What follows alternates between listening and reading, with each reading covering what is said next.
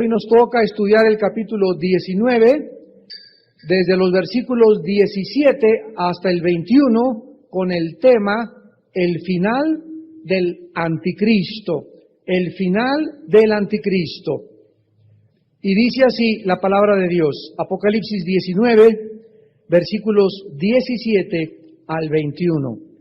Y vi a un ángel que estaba en pie en el sol y clamó a gran voz diciendo a todas las aves que vuelan en medio del cielo: venid y congregaos a la gran cena de Dios. Y tomó una caña de medir para que comáis carne de reyes y de capitanes y carnes de fuertes, carnes de caballos, de sus jinetes y carnes de todos, libres y esclavos, pequeños y grandes.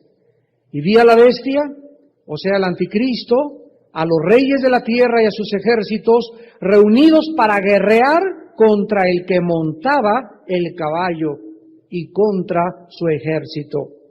Y la bestia fue apresada o capturada, y con ella el falso profeta, que había hecho delante de ella las señales con las cuales había engañado a los que recibieron la marca de la bestia y habían adorado su imagen.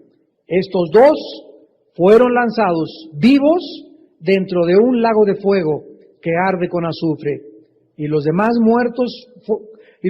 fueron muertos con la espada que salía de la boca del que montaba el caballo, y todas las aves se saciaron de la carne de ellos. Tenemos aquí enfrente de nosotros un pasaje donde la Biblia nos describe la última y la gran batalla de la humanidad en contra de Dios y de su ungido. Toda la historia humana, desde la caída del ser humano en el huerto del Edén hasta la finalización de la segunda venida de Jesucristo con la pieza maestra del diablo que va a ser el anticristo, toda la historia humana se resume en guerras. De acuerdo a aproximadamente 6,000 años de historia del ser humano, solo han existido en 6,000 años de historia 25 años de paz.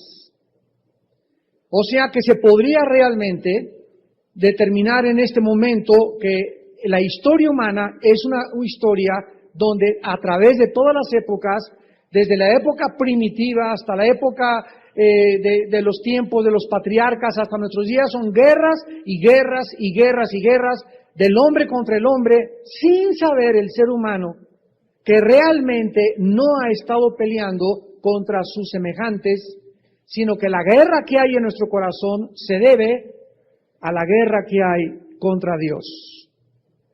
En el momento en que nosotros hacemos la paz con Dios, hacemos también la paz con nuestro prójimo.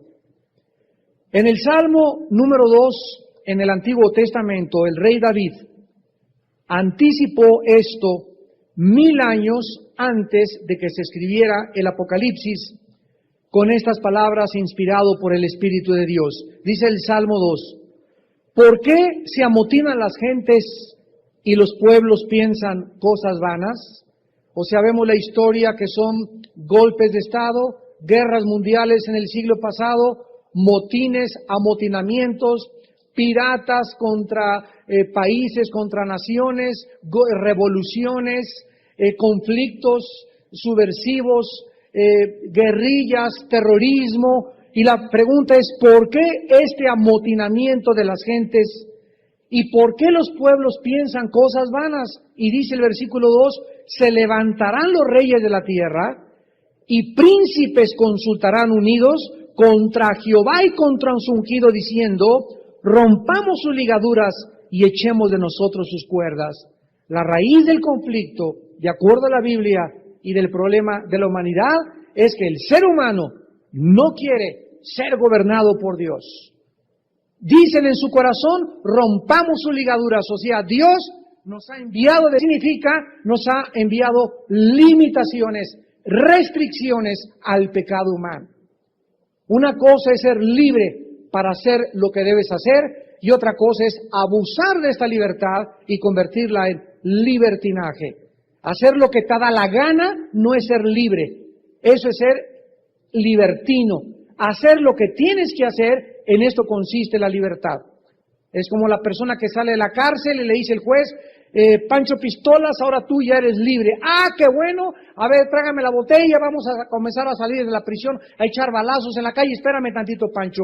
Te acabo de dar tu libertad para que te sometas a las leyes y no regreses otra vez a la prisión. No confundas, Pancho, la libertad con el libertinaje. Eres libre para salir y portarte bien. Eres libre para portarte bien.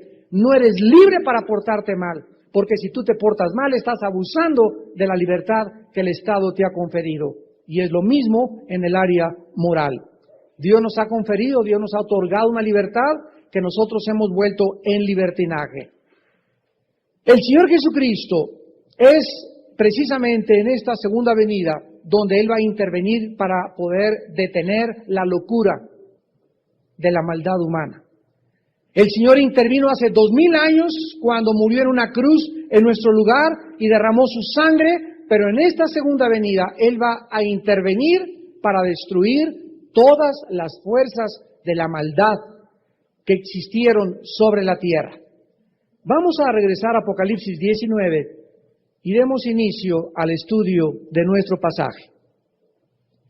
En el versículo 17 y 18 vemos que un ángel que estaba en pie en el sol, parado en el sol literalmente sin quemarse, porque en el ámbito espiritual las leyes que operan en el mundo cuadridimensional en el que vivimos no operan en los seres espirituales.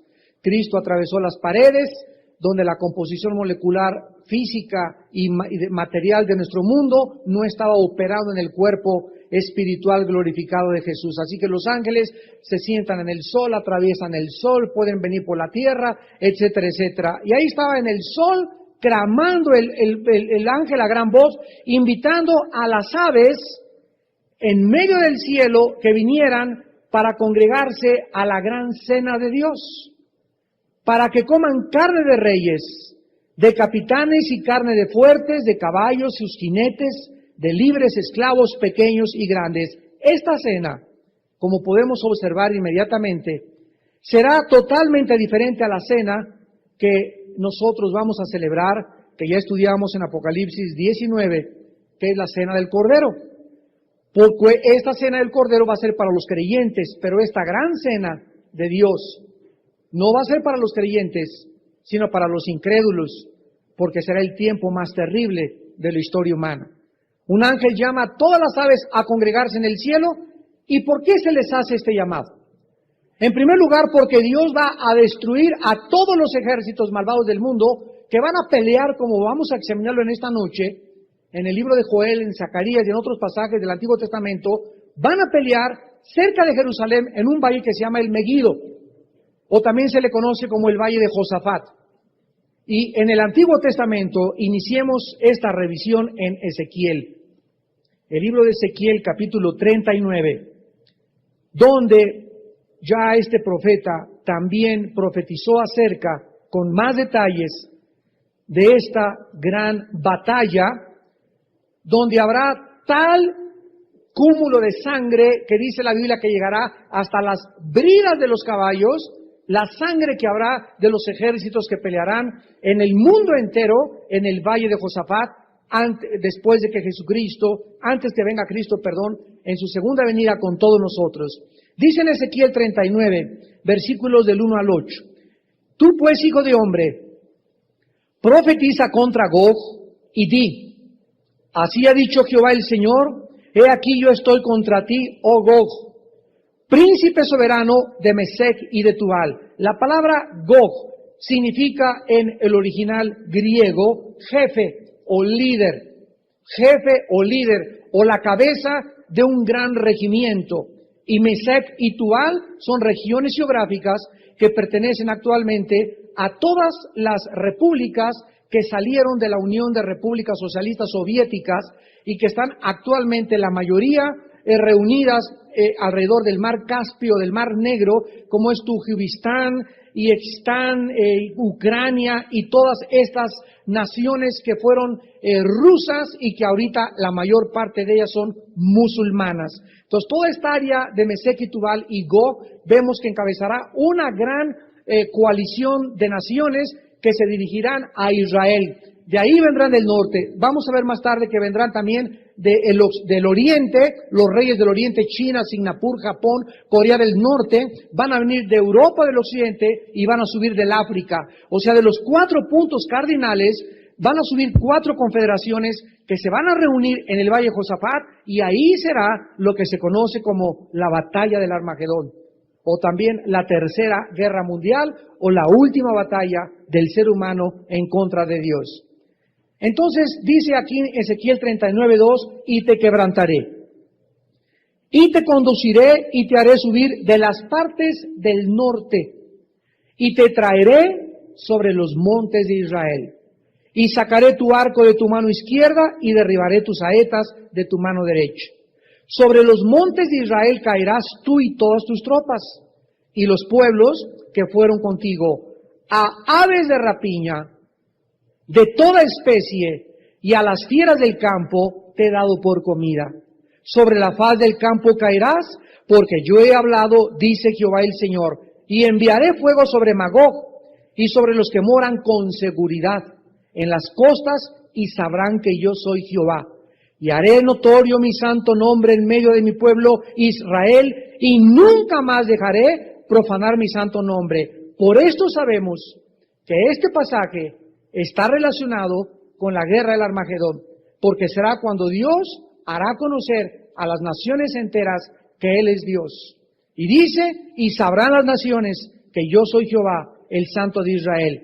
He aquí viene y se cumplirá, dice Jehová el Señor, este es el día del cual he hablado. O sea, el día del Señor o el día de la ira de Dios.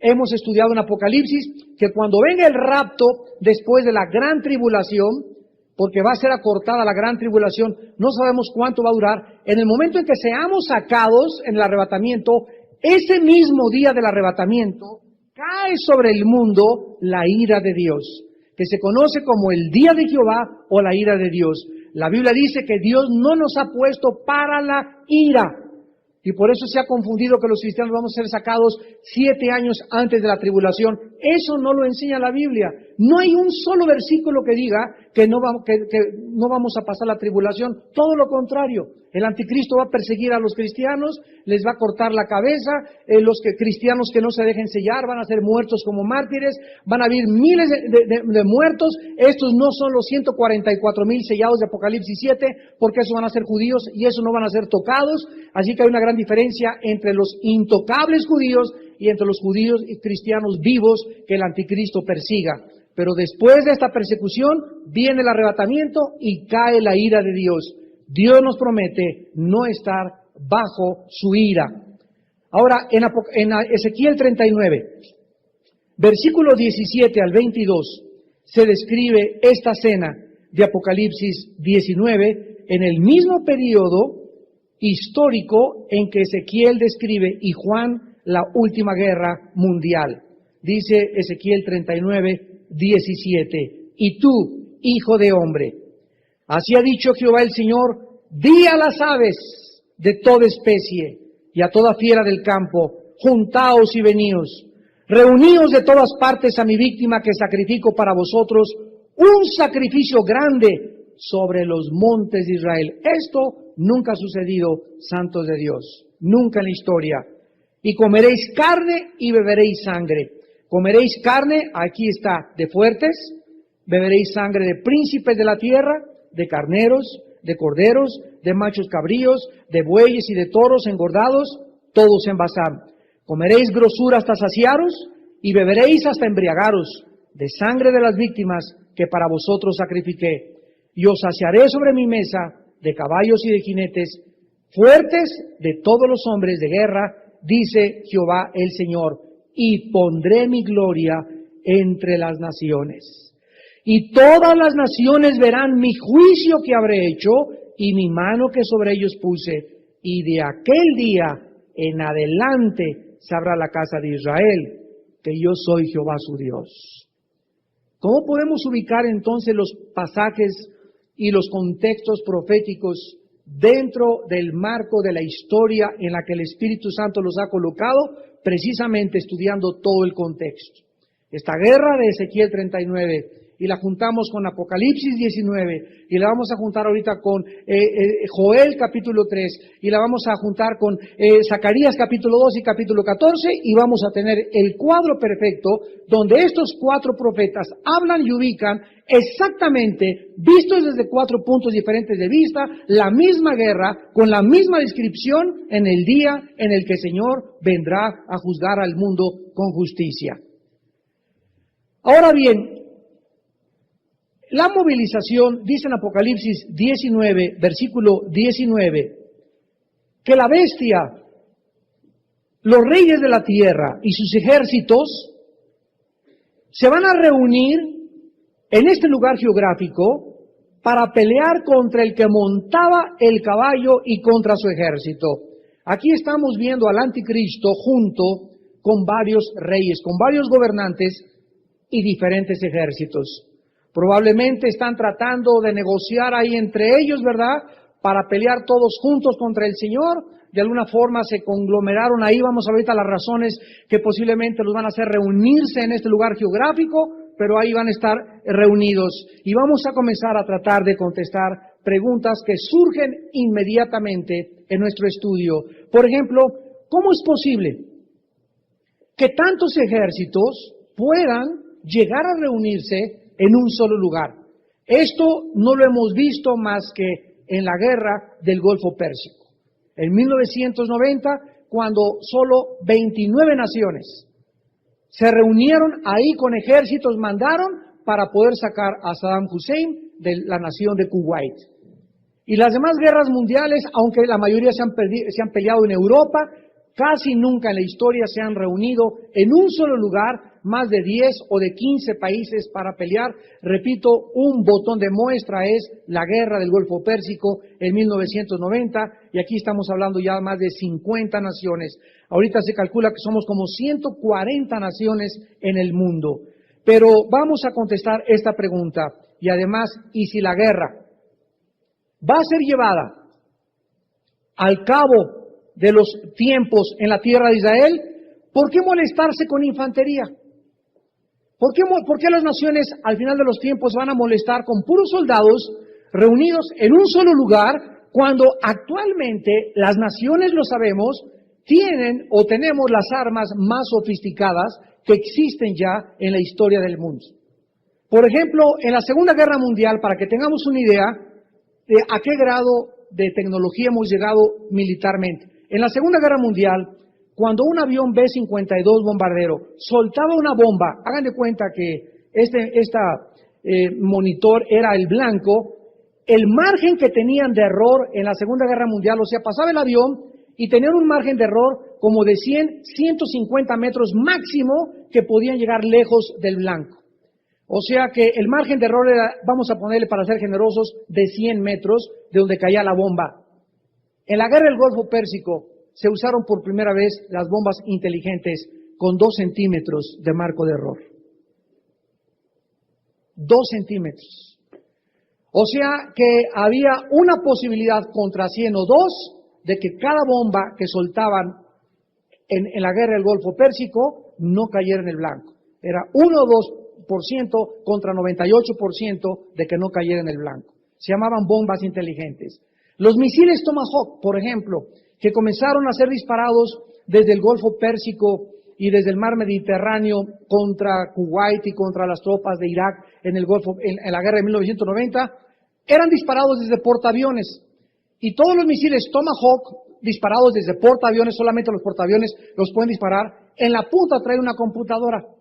Entonces, el misil sale disparado y lleva un programa en la computadora de la punta del misil, para que si el misil se encuentra una montaña, por ejemplo, el misil haga esto: evade la montaña, se va por arriba de la montaña, baja la montaña y sigue su curso hasta pegar donde tiene el programa su blanco. Tenían 1% los misiles Tomahawk de poder fallar también sus blancos. Y eran lanzados, estamos hablando, a más de 1.500, 2.500 kilómetros de distancia.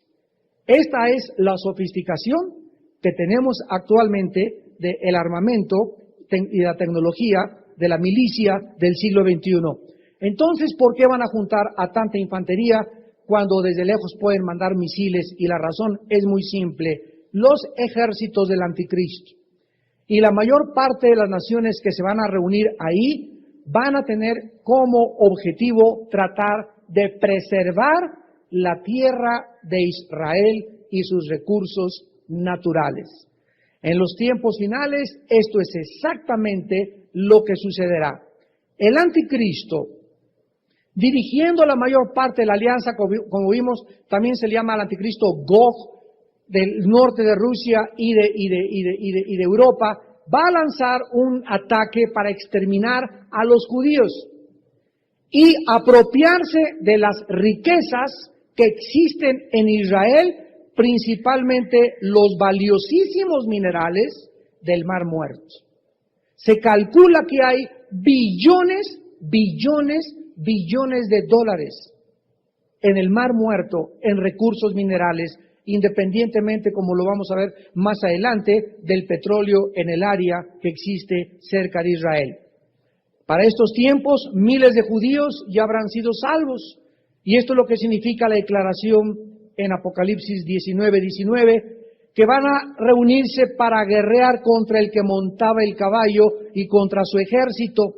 O sea que realmente esta declaración significa que están peleando contra el pueblo de Dios. ¿Se acuerdan ustedes en Hechos 9:4 cuando Cristo se le aparece a Pablo? Pablo iba en su caballo con las cartas de los líderes religiosos persiguiendo a los cristianos. Y lo tumba en el camino a Damasco un rayo de luz de su caballo y oye una voz que dice: Saulo, Saulo, ¿por qué me persigues? En ese momento Pablo pudo haber dicho: yo no sé quién eres, pero yo no estoy persiguiendo a ti, yo estoy persiguiendo a una secta que se llaman los cristianos. Pero cuando Cristo le dice: ¿por qué me persigues a mí?, Cristo se estaba identificando con su pueblo. O sea, perseguir a los cristianos es perseguir a Jesús. Por eso es tan grave y tan peligroso perseguir a un hermano. Tú hablas mal de un hermano, persigues mal de un hermano, chismeas de un hermano que sea cristiano, estás haciéndolo al cuerpo de Cristo. Es como si agarraras un desatornillador y te lo clavaras y te hicieras mal. Si tú te lastimas una mano, afectas todo tu cuerpo. Si te cortas una oreja, todo tu cuerpo sufre. Si le haces daño a un cristiano, le haces daño a todo el cuerpo de Cristo. Y esto es lo que tenemos que entender de 1 Corintios 12, que todos somos el cuerpo de Cristo y miembros los unos de los otros en particular. Entonces, esto es lo que significa, ¿verdad? El anticristo no usará armas atómicas, porque no solo destruiría los recursos naturales de la tierra y los pozos de petróleo, sino que también podría, si usara armas atómicas, tener alguna agresión de venganza de otras naciones que al ver que están usándose bombas atómicas o armas no convencionales en el Medio Oriente, las otras naciones podrían también levantar sus armas contra la guerra. Pero vamos a contestar la segunda pregunta: ¿por qué se van a reunir? ¿Por qué se van a reunir la mayor parte de los ejércitos de las naciones en Israel? Hay dos razones principales. Vean ustedes lo que va a hacer que se conglomeren estos ejércitos en la última guerra mundial. Número uno, porque todas están buscando ahí exactamente lo mismo: el control del petróleo. Y desde la guerra del Golfo Pérsico lo pudimos percibir. ¿Por qué se unieron al papá del presidente que está ahorita en Estados Unidos, Bush, al señor senior Bush? ¿Por qué se unieron 29 naciones para sacar a Hussein? Porque a todas les afectaba que Hussein amenazara el flujo del petróleo en el Medio Oriente. Y por eso se juntó Japón, se juntó Francia, se juntó Alemania, se juntó Inglaterra, porque no les convenía que un hombre chantajeara al mundo occidental tratando de bloquear y de apoderarse de los principales pozos petroleros, donde el 60% de las reservas petroleras del mundo se encuentran precisamente bajo el suelo de Saudi Arabia, de Jordania y de Irak. Entonces, si algún ejército marchara hacia el Medio Oriente para tratar de apoderarse del petróleo, todos sabemos lo que sucedería. Lo mismo que le sucedió a Saddam Hussein en Kuwait en la primera guerra del Golfo Pérsico en 1990. Las naciones del mundo se unieron en esta época para defender sus intereses todos, porque ¿qué nación existe ahorita que no dependa del petróleo? La situación en los últimos tiempos en el Medio Oriente se va a volver a repetir. Veamos algunos pasajes, por ejemplo, en el libro de Joel. Este profeta Joel es uno de los profetas más peculiares porque describe casi en todos los pasajes en los que él narra, Joel, la Tercera Guerra Mundial y los últimos días del mundo, casi desde Pentecostés hasta nuestros días. En Joel 3, versículo 9 al 16, dice: proclamar entre las naciones, proclamar guerra. Despertad a los valientes, acérquense, vengan todos los hombres de guerra. Forjad espadas de vuestros asadones, lanzas de vuestras hoces, diga el débil, fuerte soy. Juntaos y venid, naciones todas de alrededor, y congregaos, haz venir allí, oh Jehová, a tus fuertes. Despiértense las naciones y suban al valle, ¿de dónde? Al valle de Josafat, porque allí me sentaré para juzgar a todas las naciones de alrededor. Aquí el Espíritu Santo nos ha revelado que el lugar geográfico, sabemos en Mateo 25, del 31 al 46, que cuando venga el Señor vendrá a separar a los cabritos de las ovejas, y que dice, y juzgaré a las naciones. Y este profeta dice que va a ser ahí, en el valle de Josafat, donde Dios se sentará para juzgar a las naciones en la persona de su Hijo Jesucristo.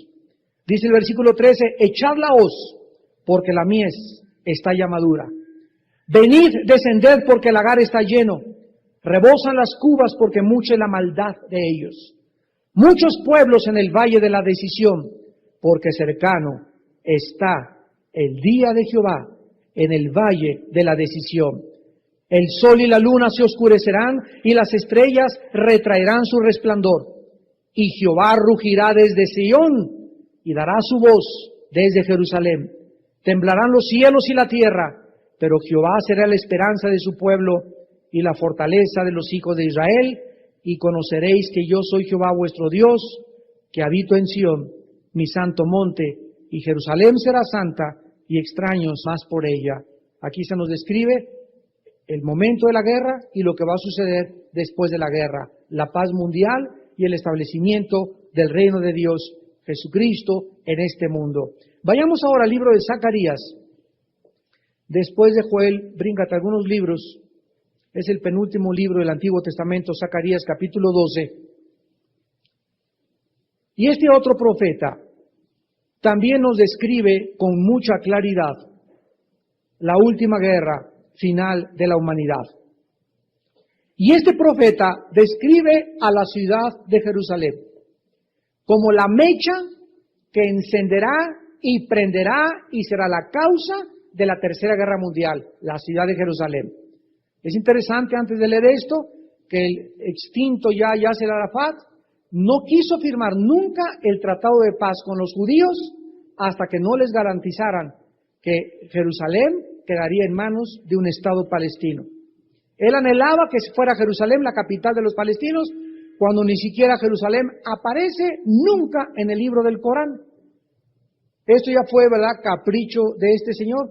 Quién sabe dónde lo tendrá Dios ahorita.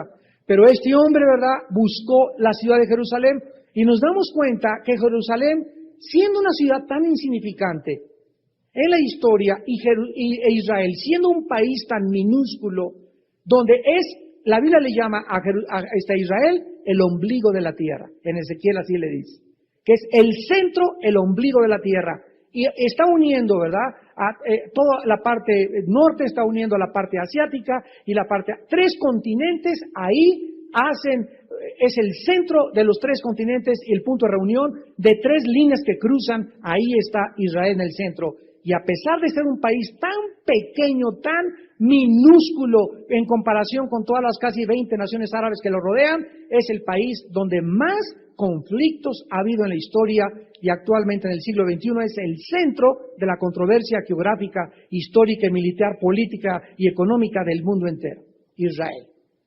¿Por qué? Porque a Dios le plació escoger a Israel como el termómetro de las naciones, para que nosotros como su pueblo también supiésemos que de acuerdo a lo que sucede en Israel, está marcando la temperatura de los tiempos en que estamos viviendo en el siglo XXI. Dice aquí en Zacarías 12, versículo 2, he aquí yo pongo a Jerusalén por copa que hará temblar a todos los pueblos de alrededor contra Judá en el sitio contra Jerusalén. Aquí se profetiza que todos los pueblos de alrededor se van a reunir para sitiarla. ¿Cómo sabemos que esto todavía no se ha cumplido, a pesar de que Jerusalén ha sido sitiada anteriormente? Dice en el versículo 3, y en aquel día, yo pondré a Jerusalén por piedra pesada, todos los que se la cargaren serán despedazados. Bien que todas las naciones de la tierra se juntarán contra ella. Y esto es lo que describe Apocalipsis 19, el pasaje que estamos estudiando, cuando el anticristo con toda la Confederación Europea, viniendo con Gog del norte de Rusia y la Confederación de los Reyes del Oriente y de África y del Occidente, se reúnan ahí en el Valle de Josafat, en el Valle del Megiddo, para pelear por última vez en contra de Dios y de su ungido. Dice aquí mismo en Zacarías 12, versículo del 9 al 10, y en aquel día yo procuraré destruir a todas las naciones que vinieren contra Jerusalén. Es lo que estamos viendo en Apocalipsis 19. Versículo 10, y derramaré sobre la casa de David y sobre los moradores de Jerusalén espíritu de gracia y de oración, y mirarán a mí, a quien traspasaron, y llorarán como se llora por hijo unigénito, afligiéndose por él como quien se aflige por el primogénito. Vemos pues que todos estos acontecimientos y sucesos tendrán su cumplimiento cuando Cristo, dice Apocalipsis 1:9, mirarán al que traspasaron y todas las tribus de la tierra harán lamentación por él. Dice Romanos 11, 25 y 26, y cuando venga el libertador de Sión, todo Israel será salvo. Dice Daniel 9, 24 al 25, en las 7 semanas, que son 70 semanas de la profecía, cuando se acaban de cumplir las 7 maldiciones que tiene Israel todavía, entonces vendrá el Mesías y su pueblo se volverá otra vez y serán injertados, Romanos 11, al olivo, junto con el pueblo de Dios que somos la iglesia. Y en el capítulo 14 de Zacarías, dice el versículo del 1 al 3, he aquí el día de Jehová viene, y en medio de ti serán repartidos tus despojos, porque yo reuniré a todas las naciones para combatir contra Jerusalén. Observamos otra vez que Jerusalén será la mecha, la manzana de la discordia, el punto geográfico que va a causar la guerra mundial final del ser humano. La ciudad será tomada, serán saqueadas las casas, violadas las mujeres, la mitad de la ciudad irá en cautiverio, el resto del pueblo no será cortado en la ciudad. Después saldrá Jehová y peleará con aquellas naciones como peleó en el día de la batalla. Y se afirmarán sus pies en aquel día sobre el monte de los olivos, que está enfrente de Jerusalén al oriente, y al monte de los olivos se partirá por en medio, hacia el oriente y hacia el occidente, haciendo un valle muy grande, y la mitad del monte se apartará hacia el norte y la otra mitad hacia el sur. Escuchen esto, Cristo fue muerto en el monte de los olivos, el monte de la calavera, el monte Gólgota, que en griego Gólgota significa la calavera o calavera, y se va para Cristo, y cuando Cristo llegue con el caballo blanco, eso no lo dice Apocalipsis, lo dicen los profetas, venimos con él y él va a pararse exactamente en el monte donde fue crucificado, como Rey de Reyes y Señor de Señores. Y en ese momento, cuando Cristo ponga sus pies en el monte, se va a hacer una cruz en el centro de la tierra, así, una grieta que se va a abrir de sur a norte y de oriente a occidente, de occidente a oriente. Una cruz inmensa, gigantesca por todo el mundo. Cuando Cristo murió en la cruz hace 2000 años, hubo tinieblas, hubo un terremoto y el templo del velo se rasgó de arriba hacia abajo. Ahora, cuando Él venga, se hará una cruz inmensa, como una grieta, un abismo gigantesco en la tierra, hablándonos que Él viene ahora a juzgar a los vivos y a los muertos. El punto es el siguiente. Cuando el anticristo y la confederación de naciones, vayamos a Daniel ahora, Daniel 11, antes de Zacarías, vamos para atrás, y antes de Oseas está Daniel. Y el profeta Daniel nos describe la forma como el anticristo va a avanzar en el Medio Oriente. ¿Se acuerdan ustedes dónde va a tener sus cuarteles generales el anticristo? ¿En Toluca como en Toluca? ¿En París? ¿En Tokio? No. Los cuarteles generales del anticristo van a estar por un tiempo en la ciudad de Roma. Y no va a ser el Papa, Ya el líder religioso es el falso profeta. El anticristo no es un líder religioso, es un líder político. Y después el anticristo, como ya lo vimos en Apocalipsis 18, en la ciudad comercial que va a ser Irak, va a trasladar va a ser llevado a la tierra. En Zacarías 5 se encuentra esa profecía, va a ser llevado el punto del comercio a la tierra de Sinar. ¿Se acuerdan en Zacarías 5? Del 5 en adelante, que lo vimos también ya, el último comercio mundial de Irak. Y ahí se va a convertir el centro del comercio mundial Irak. Y entonces el anticristo va a estar controlando el mundo entero desde Irak. Ahí va a ser, se le llama al anticristo el asirio. Más de 10 veces en el Antiguo Testamento lleva ese nombre, el asirio. Y Asiria era el imperio que gobernaba neobabilónico, que gobernó casi todo lo que es Siria ahorita y lo que es actualmente la región geográfica de Irak. Entonces el anticristo, claramente aquí en Daniel 11, versículo 41 en adelante, se describe su entrada con sus ejércitos en el Medio Oriente, y noten con cuidado qué naciones y qué poblaciones se nombran. Esto es muy interesante.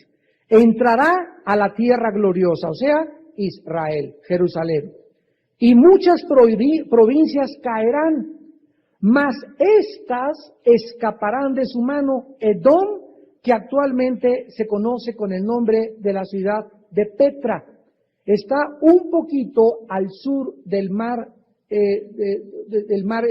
Rojo, donde fue la destrucción de Sodoma y de Gomorra, y donde se encuentran la mayor parte de las riquezas minerales que hay actualmente en Israel. Ahí está abajo la ciudad de Petra. Es una ciudad preciosa a la que entras por pasadizos, así casi un caballo apenas puede entrar. Pues ahí también hemos visto que se va a esconder la mayor parte de los judíos. Y precisamente porque ahí se van a esconder sin que lo sepa él, no van a caer en sus manos. Y la otra provincia que el anticristo no va a tocar va a ser Moab, que actualmente Moab y Amón es lo que se conoce como Jordania. La Jordania moderna es el Moab de las tierras bíblicas. Ahora sabemos que Jordania, el rey Hussein que murió hace algunos años, ahorita está su hijo, en las 3 guerras contra Israel traicionó a los judíos. ¿Y saben de dónde vienen? La mayor parte de los jordanos vienen de la descendencia de Lot. Si ustedes leen Génesis 19, cuando Lot se metió con sus 2 hijas, y hubo un incesto ahí tremendo donde las 2 hijas de Lot tuvieron hijos de su papá, después de la borrachera que le pusieron, con una de centenario, nacieron estas 2 descendencias que fueron maldecidas por Dios. Entonces vemos cómo a través de toda la historia las maldiciones se van transmitiendo, son detenidas cuando alguien en la familia se convierte. Y son inmediatamente abortadas en cuanto alguien se convierte, y comienza esa persona que se convirtió a interceder por los demás miembros de su familia. Por ejemplo, les voy a dar un ejemplo. Si mi bisabuelo se murió del corazón, mis abuelos se murieron del corazón, mi papá se murió de un ataque cardíaco, hay un 80% de probabilidades que yo y mis hijos tengamos esa misma maldición de herencia. Pero si yo me convierto y comienzo a orar, se puede abortar esa herencia, y al mismo tiempo tenemos que cooperar con Dios con nuestra alimentación. En el nombre de Cristo rompo toda maldición. Una Big Mac, por favor. En el nombre de Cristo reprendo este cáncer, y comes grasas, comes colesterol, comes triglicéridos. Dios no se hace responsables de nosotros en el momento en que nosotros no colaboramos con Él. Tenemos que entender, hay una parte que le corresponde a Dios hacer y Él la hace, Él es fiel a su pacto. Si yo cumplo mi parte. Es un pacto, es un convenio entre dos seres, ¿verdad? El ser supremo y los seres humanos caídos y perdonados por la sangre de Cristo. Pero si nosotros no colaboramos con Dios y no cooperamos en nuestra salud y en el ejercicio, Dios no se hace responsable. Sacas un carro de la fábrica y te dan una garantía si le vas y les haces los cambios de aceite que el manual dice cada 5,000 kilómetros. Ahora los vehículos nuevos ya son cada 15,000 kilómetros, pero si tú no le haces los cambios de aceite a tu carro y comienza tu carro chucu o echar humo y lo llevas y te dan cuenta que no están sellados los cambios de aceite, no te hacen válida la garantía porque no colaboraste con el fabricante. Y lo mismo pasa con Dios, amigos y santos de Dios. Entonces tenemos que entender esto, que Dios no se hace responsable cuando nosotros no colaboramos con Él. Dice en el versículo 42 de Daniel 11, extenderá su mano contra las tierras de Egipto, o las tierras, y no escapará. El país de Egipto. Se apoderará de los tesoros de oro y plata, de todas las cosas preciosas de Egipto, y los de Libia y de Etiopía le seguirán. Tu padrino Muammar Gaddafi. Este hombre en Libia, que es un país africano al norte de África, se va a unir, de acuerdo a la Biblia, junto con Etiopía y van a formar parte del ejército del anticristo. Egipto es interesantísimo, que es el único país que ha defendido a los judíos. Precisamente uno de los presidentes de los últimos 20, 30 años de Egipto, Anwar Sadat, lo mataron los musulmanes por haber firmado un tratado de paz con los judíos. Entonces vemos que Egipto volverá otra vez a unirse a Israel en los últimos tiempos, por lo cual el anticristo lo va a perseguir. Y termina este pasaje en el versículo 45, y plantará las tiendas de su palacio entre los mares y el monte glorioso y santo, mas llegará a su fin y no tendrá quien le ayude. El punto es que cuando el anticristo se reúna para controlar el Medio Oriente, otras naciones se van a poner nerviosas. Y van a oír que allá anda con su ejército, se vino de Rusia, se unió Rusia con Europa, y están ahí y se van a poner enojadas, y la razón será porque cualquiera ahorita que vea que hay un movimiento militar dirigiéndose para conquistar el Medio Oriente, ninguna nación va a quedar durmiendo tranquilamente. Además, el 60% de las reservas petroleras del mundo se encuentran en el Medio Oriente, y finalmente el antisemitismo, el odio contra los judíos, avanzará y crecerá desproporcionadamente en los tiempos finales. Se van a reunir 4 confederaciones de naciones. Número 1, los reyes del Oriente, Apocalipsis 16, que podemos decir que son ahí árabes, chinos, Singapur, Corea del Norte, Japón, etcétera, etcétera. Los reyes del norte, Israel, incluyendo Rusia. Los reyes del sur, naciones como Egipto y África. Y los reyes del occidente, estamos viendo Israel, Europa, las Américas tal vez, y Canadá. Y aquí es interesante, en Apocalipsis 16, la Biblia nos revela la segunda nación, la segunda razón por las cuales las naciones, para terminar, se reunirán en esta última batalla mundial. Apocalipsis 16, versículo 12 en adelante. Vean ustedes lo que la Biblia hace al corrernos el velo del mundo espiritual. Apocalipsis 16, 12. El sexto ángel derramó su copa sobre el gran río Éufrates, y el agua de éste se secó, para que estuviese preparado el camino a los reyes del oriente. Y vi salir de la boca del dragón y de la boca de la bestia y de la boca del falso profeta 3 espíritus inmundos a maneras de ranas, pues son espíritus de demonios que hacen señales y van a ¿quiénes? A los reyes de la tierra en todo el mundo para reunirlos en la batalla de aquel día, gran día del Dios Todopoderoso. La segunda razón por la cual se reunirán es porque existen, de acuerdo a la Biblia, espíritus demoníacos detrás de la mayor parte de los gobernantes de las naciones del mundo en que estamos viviendo.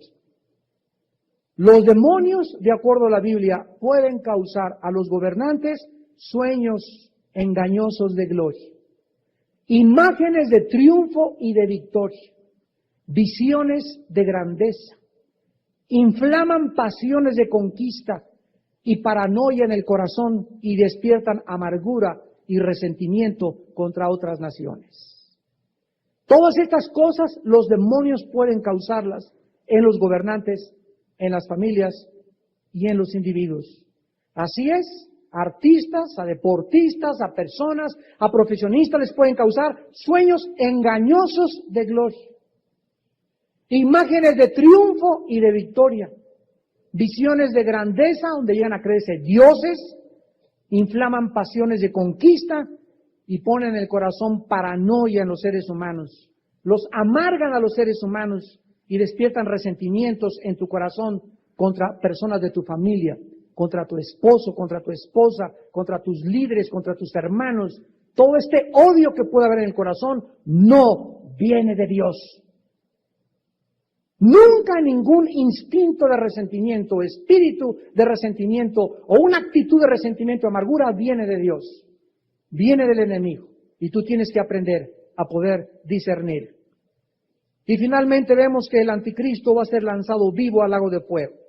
Dice en segunda de Tesalonicenses 2:8 que el Señor lo herirá y lo destruirá con el espíritu de su boca. Y esta palabra destruir no es aniquilar, sino hacer inoperante, quitar el poder, llegar a su fin. Con el resplandor de la venida de Cristo, la epifanía de Cristo, vendrá el Señor y será como un rayo láser de gloria tan poderoso dirigido al anticristo que le inmovilizará y hará estremecer los cielos y la tierra. Y en ese momento verán la señal del Hijo del Hombre en los cielos y todas las tribus harán lamentación y vendrá el Señor Jesucristo como el Verbo de Dios, como el Rey de Reyes y el Señor de Señores, seguido por un ejército de caballos blancos, vestidos de lino fino y resplandeciente que somos nosotros. Ya lo vimos en la última conferencia, y vendremos a este mundo a acabar con la maldad finalmente, porque este es el destino y el final de un tipo de ser humano que creyó que podía luchar contra Dios. ¿Cuántos de ustedes que nos escuchan en este momento todavía creen que pueden vivir sin Dios? Y piensas de esta manera porque te crees que tú eres Dios. Si tú me dices que no crees en ningún Dios, es porque tú te has hecho a ti mismo un Dios. Una persona que dice que no necesita a Dios es una persona que ha creído que es autónoma, que se puede gobernar a sí misma. Y déjame decirte que tú no eres Dios, que tú no te creaste ni tampoco tienes destinado cuándo vas a morir. Tus manos, tus pies, tu cabeza, mi cuerpo y todo lo que existe alrededor, el aire que respiramos, le pertenece a Dios. Él es soberano y Él te concede en esta noche su misericordia al llamarte al arrepentimiento y decirte: arrepiéntete de tus pecados. El tiempo está cerca. Bienaventurados los que oyen y leen las palabras de la profecía de este libro del Apocalipsis, porque el tiempo está cerca. He aquí vengo pronto, dice el Señor, y mi galardón para recompensar a todos los valientes que creyeron en mí. Pero por la dureza de tu corazón y por tu corazón no arrepentido, atesoras ira para el día de la ira y de la revelación del justo día de la ira de Dios. Inclinemos nuestra cabeza por algunos momentos.